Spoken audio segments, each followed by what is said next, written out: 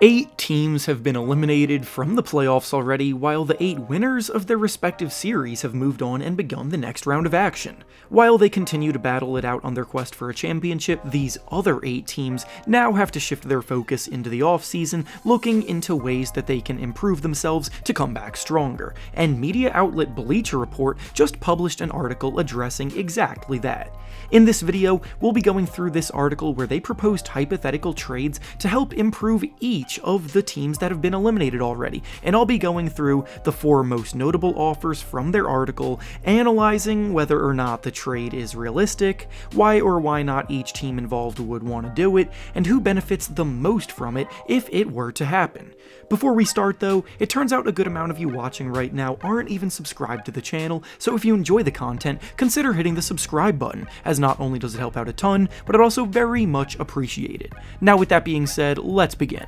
The first proposal from the article that we'll be analyzing is between the Brooklyn Nets and the Portland Trail Blazers, and in it the Nets receive Damian Lillard and Jusuf Nurkic in exchange for Spencer Dinwiddie, Ben Simmons, Cam Thomas, Day'Ron Sharpe, and 3 first-round picks. The Nets super team led by Kevin Durant, Kyrie Irving, and James Harden fell apart completely, starting with Harden's departure last year and then Kyrie and KD's departures this year. So now, after all of the smoke has cleared, the Nets are left with an interesting roster with stout two-way rotation players, a rising star in Mikal Bridges, and a few veterans, along with a few young guys that have promise. It's not a bad roster by any means, but it's not good enough to make any kind of noise in the Eastern Conference, while being simultaneously too good to tank for a high draft pick. Ironically enough, what they are now missing is a true superstar to lead the way for them, because they actually do have winning pieces around that spot,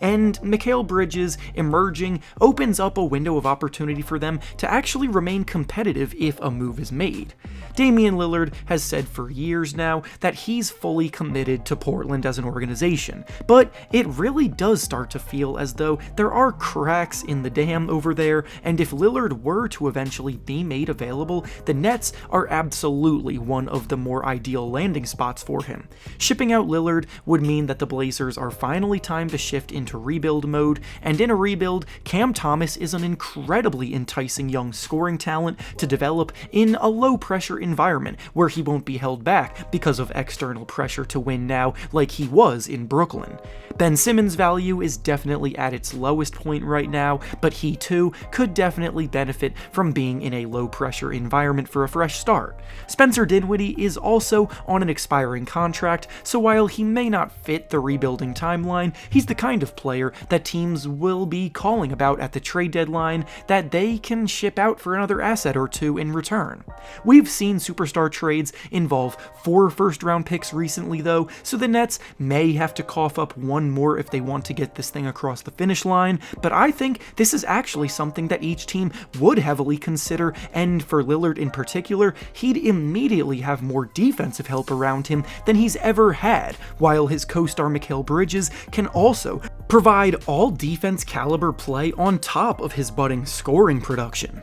The next proposal from the article that we'll be analyzing is between the Memphis Grizzlies and the Toronto Raptors, and in it the Grizzlies get OG Anunoby in exchange for Brandon Clark, Zaire Williams, and 2 first-round picks. The Grizzlies made headlines this week because a report came out that they, under no circumstances, are bringing back Dillon Brooks. Brooks, for better or worse, has been a culture setter for the Grizzlies, but in the playoffs, he took his shtick a bit too far with his trash talk, and now the team is looking to move in a new direction. The small forward position was already their weakest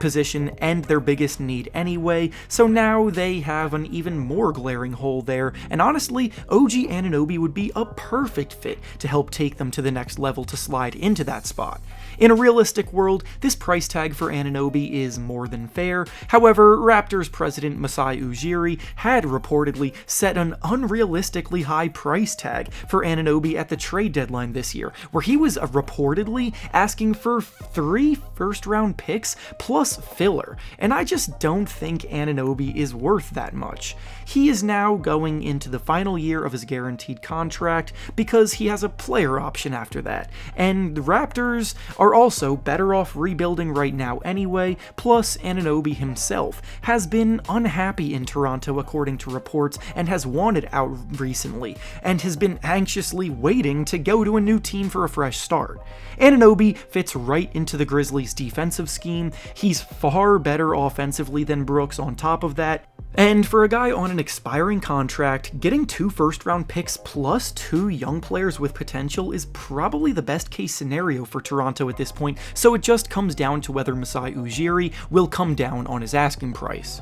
The next proposal from the article we'll be discussing today is between the Sacramento Kings and the Brooklyn Nets, and in it the Kings receive Mikal Bridges in exchange for Keegan Murray, Rashawn Holmes, and 2 first-round picks. Right off the bat, I'm going to say that this trade is the least realistic of the ones we've discussed so far, and I don't think there's any chance of it happening. According to reports that released at the time of the trade deadline, when the Nets received Mikal Bridges in the Kevin Durant trade, they were then offered 4 first-round picks for Mikal Bridges by another team, but they turned that team down. Since then, Mikal Bridges has ascended further than anyone possibly could have seen coming, and if you think that you're going to get him at a discount now after that, you're absolutely insane. If the Nets turn down 4 first-round picks before they sure as hell are not accepting an offer of 2 first-round picks, an admittedly very good young player in Keegan Murray, and a backup center. Mikal is one of the best perimeter defenders in the whole league, who finished as the runner-up to the Defensive Player of the Year race last season,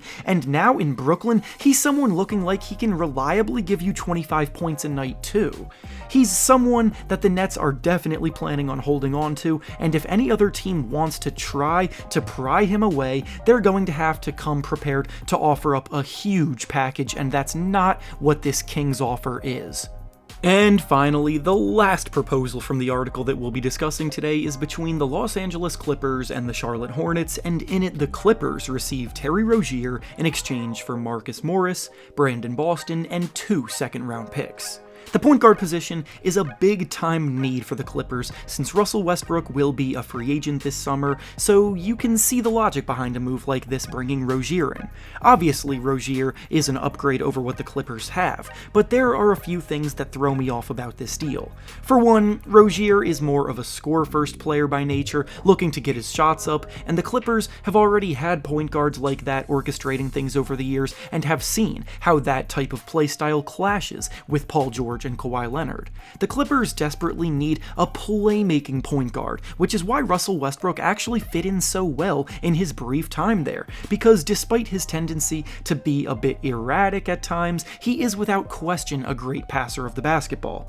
Then besides that, I also just think the Hornets can get a better offer than this for Rozier if they're going to ship him out to continue on with their tank. Marcus Morris will be 34 years old next season, and he really started to look washed this year both offensively and defensively. Then Brandon Boston is a nice young guy to take a flyer on, but Rozier still has 3 years left on his contract, so he should warrant a better offer than an expiring contract of a washed veteran and an unproven second-round pick. I agree with the idea that the Hornets moving on from Rozier is probably for the best, and I also agree with the logic behind the Clippers shopping for a point guard this summer, but what I don't like is the combination of those two ideas in the form of this offer.